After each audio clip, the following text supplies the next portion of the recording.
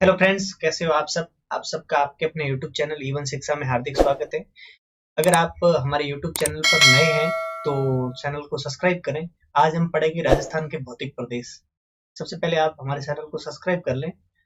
आज हमारा भौतिक प्रदेश का पार्ट 2 है।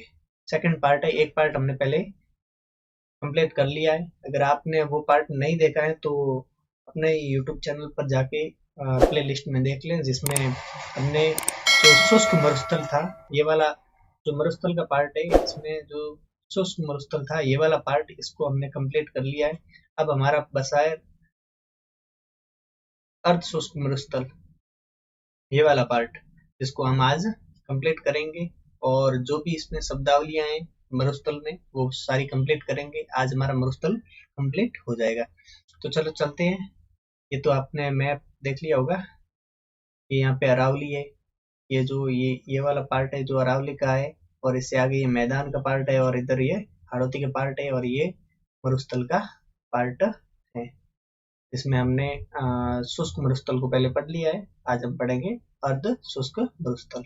ठीक है, तो चलो चलते हैं।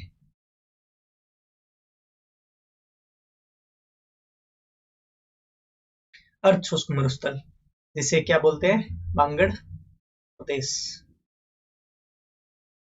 मतलब बांगड़ प्रदेश है वो अर्ध शुष्क मरुस्थल में ही आता है। ठीक है।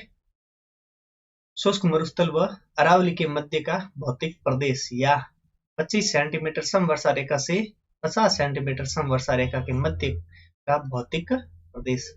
ये यहाँ पे 25 सेंटीमीटर, ये जो समवर्षा रेखा है ना, ये मैंने आपको कल बताई थी। 25 सेंटीमीटर समवर्षा रेखा जो अर्ध शुष्क मरुस्थल और शुष्क मरुस्थल, ये शुष्क है। और ये वाला है जो अरावली है, इधर इस अरावली के बीच में जो ये पार्ट है, ये है अर्ध शुष्क।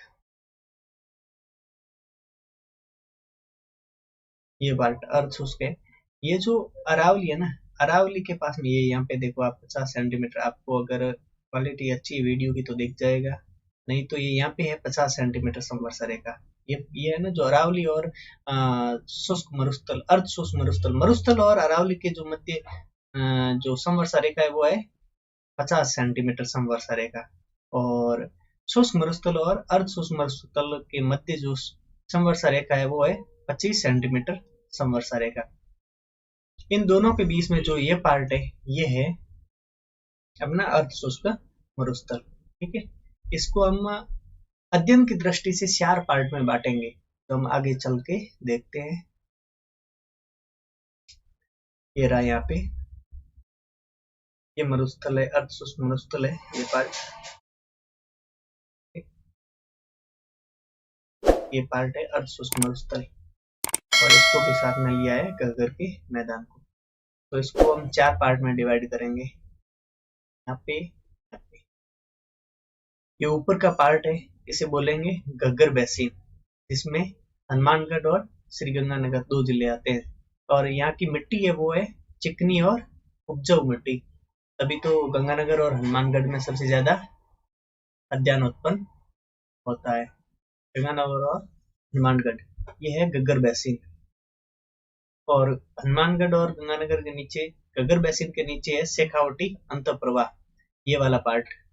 जो शेखावटी प्रदेश है, इसको बोलते हैं शेखावटी अंतःप्रवाह, जिसमें है जोहड़। जोहड़ जिसे कहते हैं, पानी के जो कच्चे कुएं हैं उन्हें बोलते हैं जोहड़। सर बोलते हैं मानसून के दौरान बनने वाले तालाब। जैसे अब कोई भी जैसे झील है या फिर जो तालाब है, छोटे तालाब है, उसको हम बोलते हैं जैसे गढ़ी सर। सर का मतलब तालाब, ऐसे। ठीक है। बीड़, जो मैंने आपको पहले क्लास में बता दिया है, बीड़ बोलते हैं सारागा भूमि है उसे, जो है झुंझुनू में। और तोरावाटी, ये भी मैंने पहले आपको पढ़ा दिया है। तोरावाटी है कातली नदी का अपवा क्षेत्र, जो है सीकर और झुंझुनू में। यहाँ पे जो कातली नदी है, यहाँ पे वो अपवा क्षेत्र है सीकर झुंझुनू, जिसे बोलते हैं तोरावाटी। और इसके बाद में आएगा नागौरी उच्च भूमि, जो नागौर के पास में प्रदेश है उसमें है। जैसे नागौर और अजमेर का जो भाग आता है वो आता है नागौरी उच्च भूमि में, नागौरी उच्च भूमि। ठीक है। सर्वाधिक खारे पानी की झीलें इसमें ही है, नागौर उच्च भूमि में। नागौर, ठीक है। और इसके बाद में सर्वाधिक फ्लोराइड, इसी कारण कुबड़ या बाका पट्टी कहा जाता है इस नागौरी उच्च भूमि को, क्योंकि फ्लोराइड के कारण यहाँ पर सबसे ज्यादा जो हड्डियों की बीमारी होती है वो नागौर में होती है। इसी कारण इसे बोलते हैं कुबड़ पट्टी या बाका पट्टी। ठीक है। और ये इसका क्षेत्रफल है नागौर और अजमेर में, और सर्वाधिक फ्लोराइड के कारण। और सर्वाधिक खारे पानी की झीलें भी कहाँ है? नागौर में। नागौरी उच्च भूमि। ठीक है। उसके बाद में आता है लूनी बेसिन, जो लूनी नदी का अफवाह क्षेत्र है। ये लूनी बेसिन, लूनी यहाँ से निकलती है, यहाँ से ये नीचे आएगी यहाँ पे, ये इधर गुजरात में चली जाती है। तो फिर ये वाला अफवाह क्षेत्र है, ये इसे बोलेंगे लूनी अफवाह, लूनी बेसिन। ठीक है। तो लूनी बेसिन में को हम और किस नाम से जानते हैं? गोडवाड़ बेसिन के नाम से, जिसमें पाली, जोधपुर, बाड़मेर, जालोर और सिरोही, ये 5 जिले आते हैं लूनी बेसिन में। ठीक है। पाली, जोधपुर, बाड़मेर, जालोर और सिरोही, लवणी पादप पाए जाते हैं इसमें। और वो सर्वाधिक कहाँ पे है? बाड़मेर में। बाड़मेर में क्या पाए जाते हैं? लवणी पादप।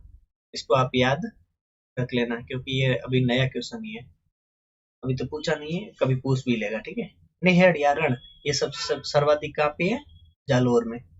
निहड़ रन है जो मतलब निहड़ रन है वो जालोर में है। ठीक है। रन के बारे में हम आगे और पढ़ेंगे। ये आपको समझ में आ गया? घग्गर बेसिन है गंगानगर हनुमानगढ़ में, और शेखावटी अंतर प्रवाह है जो शेखावटी जो जिले आते हैं उसमें है, जिसमें जो शब्दावली है उसमें जोहड़, जोहड़ किसे बोलते हैं? पानी के कच्चे कुओं को। सर बोलते हैं मानसून के दौरान बनने वाले तालाबों को। और बीएड बोलते हैं सारागा भूमि को, जो झुंझुनू में है। तोरावाटी बोलते हैं कांतली नदी के अफवाह क्षेत्र को, जो सीकर झुंझुनू में है। ठीक है। उसके बाद में देखते हैं नागौरी उच्च भूमि। ये नागौरी उच्च भूमि सर्वाधिक, इसमें सर्वाधिक खारे पानी की झीलें हैं जो नागौर में, और इसे बोलते हैं कुबड़ पट्टी या बाका पट्टी। ये क्यों बोलते हैं? क्योंकि यहाँ पर फ्लोराइड सबसे ज्यादा है, जिस कारण हड्डियों की बीमारी है वो सर्वाधिक होती है। और ये कुबड़ पट्टी है नागौर और अजमेर में, और सबसे ज्यादा नागौर में। ठीक है।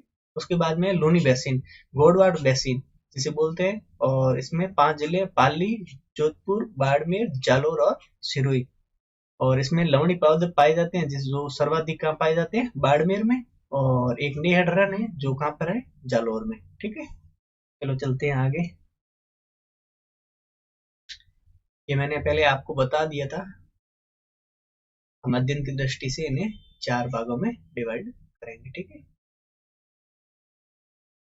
मरुस्थल से संबंधित महत्वपूर्ण बिंदु, खड़ीन या प्लाया। प्लाया मैंने आपको पहले की क्लास में बताया था, फिर से बता देता हूँ। खड़ीन व प्लाया, जहाँ पालीवाल ब्राह्मणों द्वारा कृषि की जाती है, रबी की कृषि की जाती है। ठीक है। इसमें फसल है गेहूं, चना, सरसों।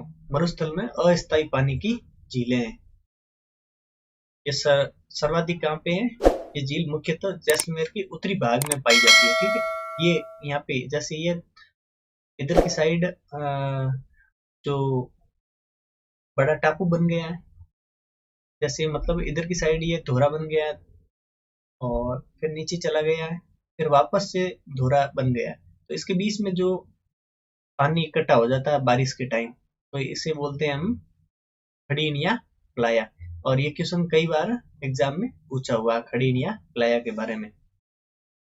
तो अस्थायी पानी की झीलें हैं, क्योंकि ये कम टाइम ही पानी इसमें रहता है, थोड़े टाइम बाद में इसमें पानी सूख जाता है। और फिर ये जो सूखेगा पानी, तो रबी की फसल के टाइम में ये पूरा पानी सूख जाएगा और मिट्टी है वो पूरी गीली हो जाएगी। उस टाइम वहां पे फसल की जाती है, जिसे बोलते हैं गेहूं व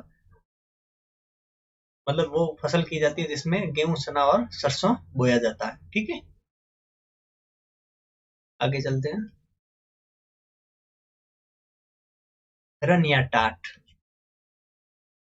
मरुस्थल में दलदली व लवणीय भूमि व अनुपजाऊ भूमि या फिर झील, सर्वाधिक कहाँ पे है? जैसलमेर में। दलदली, लवणीय व अनुपजाऊ भूमि है, उसे बोलते हैं रन या टाट। क्या होता है कि पानी, बारिश होती है तो पानी ऐसे ऐसे मतलब पूरा सूख जाता है, तो उसके नीचे ऐसे लवणीय भूमि बन जाती है जहाँ पे नमक की मात्रा ज्यादा होगी, तो फिर वो अनउपजाऊ भूमि बन जाएगी, दलदली बन जाएगी, और एक छोटी झील का भी रूप ले लेगी, जो सर्वाधिक कहाँ पे है, जैसलमेर में। ठीक है, जैसलमेर में भाकरी और पोखरण, ये दो रन है। एक रन का नाम है भाकरी, एक का नाम है पोखरण। जोधपुर में फलोदी और बाप, फलोदी रन और बाप रन, जो जोधपुर में है। ठीक है, और बाड़मेर में है पचपदरा और थोब, दो रन है बाड़मेर में। सब जगह दो दो ही है। और चूरू में ताल छापर व परिहारी रन, जो शेखावटी, पूरे शेखावटी में है। ठीक है, ताल छापर और परिहारी, ताल छापर परिहारी चूरू में, और जैसलमेर में भाकरी व पोखरण, जोधपुर में फलोदी व पाप, और बाड़मेर में पचपदरा व थोप। ठीक है, ये चूरू में ताल छापर व परिहारी, और जैसलमेर में भाकरी व पोखरण, और जोधपुर में फलोदी व बाप, और बाड़मेर में पचपदरा व थोप। ठीक है, और पोखरण में पोखरण परमाणु परीक्षण, ये क्वेश्चन इंपॉर्टेंट है, इसलिए मैंने आपको इसमें लगा दिया साथ में, क्योंकि कई बार ये भी पूछ लेता है कि पोखरण का प्रथम परमाणु परीक्षण कब हुआ। 18 मई 1974 में, और सेकंड परमाणु परीक्षण हुआ था 11 व 13 मई 1998 में। ठीक है, चलो चलते हैं आगे। जल पट्टी व लाठी सीरीज, ये लाठी सीरीज बहुत इंपॉर्टेंट है। जो जल पट्टी है, सरस्वती नदी का भूगर्भिक जलीय अवशेष जल पट्टी या लाठी सीरीज कहलाता है। राजस्थान में सरस्वती नदी का विखंडित भूगर्भिक जलीय अवशेष पाइतू, बाड़मेर, जालोर, सांचौर में मिला है। ठीक है, बाइतू व जालोर में ये भूगर्भिक जलीय अवशेष मिला है, जो सरस्वती नदी के हैं। ठीक है, और ये यहाँ पे है जल पट्टी, आपको दिख रही होगी, ये यहाँ पे जल पट्टी है जो जैसलमेर में है ये, और इसकी लंबाई है 60 किलोमीटर, और ये पोखरण से लेके मोहनगढ़ इसके मध्य है, और इसमें सर्वाधिक क्या है, सेवन घास, सेवन घास। ठीक है, सेवन घास या लीलन घास। तो ये लीलन घास या सेवन घास किसके लिए इंपॉर्टेंट है, गोडावण के लिए, जो ग्रेट इंडियन बस्टर्ड की शरण स्थली है। गोडावण यहाँ पे सर्वाधिक पाए जाते हैं, और इसी घास के अंदर ही वो अपने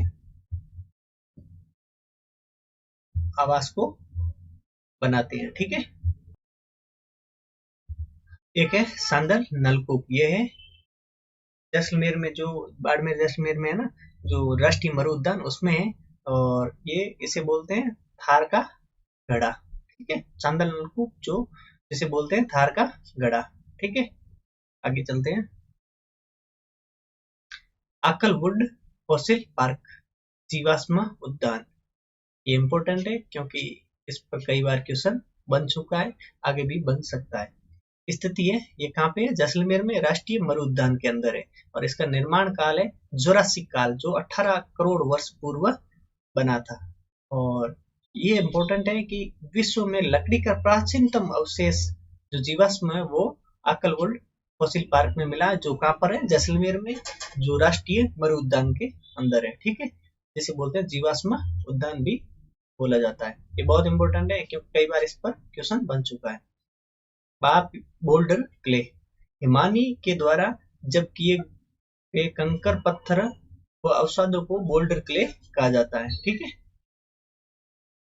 जब नदियां चलती है तो उसमें जो पत्थर साथ में ले आती है, छोटे छोटे पत्थर, जो मतलब छोटे छोटे पत्थर होते हैं जो गोल गोल होते हैं, उसे बोलते हैं बाप बोल्डर क्ले। ठीक है, इसका निर्माण काल है परमो कार्बोनिफेरस, और स्थिति है बाप जोधपुर में। बाप बोल्डर क्ले के नाम से ही जाना जाता है। तो बाप कहाँ पर है? जोधपुर में। और ऐसे भी पूछ सकता है कि बोल्डर क्ले कहाँ पर है सर्वाधिक? तो जोधपुर में। कहाँ पर? बाप में। ठीक है। आगे 6 नंबर, मरु उद्यान या नकलिस्तान। मरुस्थल में वह क्षेत्र जहाँ पर जल बेसिन पाए जाते हैं, उसके चारों ओर हरियाली विकसित हो जाती है, उसे बोलते हैं नकलिस्तान। जैसे ये मरु उद्यान है, उसमें ये यहाँ पे जल है, तो इसके चारों ओर ऐसे हरियाली हो जाती है पास पास में। ठीक है, तो इसे बोलते हैं नकलिस्तान। ठीक है, आगे चलते हैं। और ये सर्वाधिक कहाँ पर है? जैसलमेर। आगे धोरे व दरियन। ठीक है, धोरे किसे बोलते हैं? मरुस्थल में लहरदार बालू का स्तूप को बोलते हैं धोरे। और दरियन बोलते हैं मरुस्थल में स्थानांतरित गतिशील बालू का स्तूप, जो एक जगह से पहले यहाँ पे था और धीरे धीरे गति करके यहाँ पे आ गया, तो इसे बोलते हैं धरियन। और एक ही जगह जहाँ पर वो बने हुए हैं उसे बोलते हैं धोरे। ठीक है, धोरे व दरियन राजस्थान में सर्वाधिक कहाँ पर है? जैसलमेर में।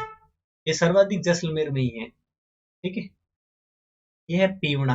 पीवना क्या? पीवना एक सांप की प्रजाति है, जो कई बार क्वेश्चन में पूछ लेते हैं कि पीवना क्या है। पीवना एक सांप की प्रजाति है। ठीक है, और ये सर्वाधिक कहाँ पर है? ये भी जैसलमेर में। जो जैसलमेर में जो जल पट्टी थी ना, सेवन घास, उसमें ये पाया जाता है पीवना। और इसका रंग होता है पीला। ठीक है, पी से पीला। पीवना में पी और पीला में पी, इसको आप ऐसे कनेक्ट करके इसको याद रख सकते हैं। ठीक है, मरुस्थल का मार्च या फिर मरुस्थलीकरण। मरुस्थल के आगे बढ़ने को क्या बोलते हैं? मरुस्थलीकरण या मरुस्थल का मार्च। और इसमें सर्वाधिक योगदान किसका है? बरखान बालू का स्तूप है, इसका सर्वाधिक योगदान है मरुस्थल का आगे बढ़ने की ओर। और मरुस्थल किस ओर बढ़ रहा है? हरियाणा की ओर। तो राजस्थान है, ये राजस्थान है। और इसमें ये यहाँ पे अरावली है, और ये मरुस्थल है। तो ये मरुस्थल से ऐसे बढ़ रहा है धीरे धीरे, ऐसे हरियाणा की ओर ऐसे। ठीक है, ये ऐसे अरावली को पार करते हुए। और ये सर्वाधिक इसमें योगदान किसका है? बरखान बालू का स्तूप का। ठीक है, थार मरुस्थल के बारे में इंपॉर्टेंट फैक्ट। इंडिया में पूरे थार मरुस्थल का इंडिया में 85%, 85%। और पाकिस्तान में कितना है? 15%। पाकिस्तान में छोटा सा है, इंडिया में बहुत बड़ा इसका भाग है। और इसे बोलते हैं great desert of India. Great desert of India का राजस्थान में कितना भाग है? 62%, जो सर्वाधिक है। 2 नंबर गुजरात का, 3 नंबर हरियाणा का, 4 नंबर पंजाब का। ये क्रम आपको याद रखना है। सर्वाधिक राजस्थान का, 2 नंबर पे गुजरात, 3 नंबर पे हरियाणा, 4 नंबर पे पंजाब। और एक फैक्ट और है, थार का मरुस्थल विश्व में, थार के मरुस्थल में भारत में विश्व का भारत में 85%, 85%। भारत का राजस्थान में 62%। और राजस्थान के कुल भूभाग का है 61.11%। इन दोनों में आप कंफ्यूजन मत होना। भारत का राजस्थान में 62% और राजस्थान के कुल भूभाग का है 61.11%। पे हमारी क्लास होती है समाप्त। तो आप हमारे चैनल को सब्सक्राइब करो। सबसे पहले तो यहाँ पे जो सब्सक्राइब का बटन लगा हुआ है, उस वहाँ पे सब्सक्राइब करो, और उसके पास में जो बेल आइकन का बटन है उसे भी आप प्रेस करो। ठीक है, और सब्सक्राइब तो आपको करना ही है। और वीडियो अच्छा लगा है तो लाइक करो, और हम ऐसे ही आपके साथ में वीडियो लाते रहेंगे। डेली एक वीडियो आपके साथ में आएगा इसी यूट्यूब चैनल पर, इवन शिक्षा पर। तो आप सबसे पहले तो हमारे चैनल को सब्सक्राइब कर लो। ठीक है, थैंक यू, गुड बाय।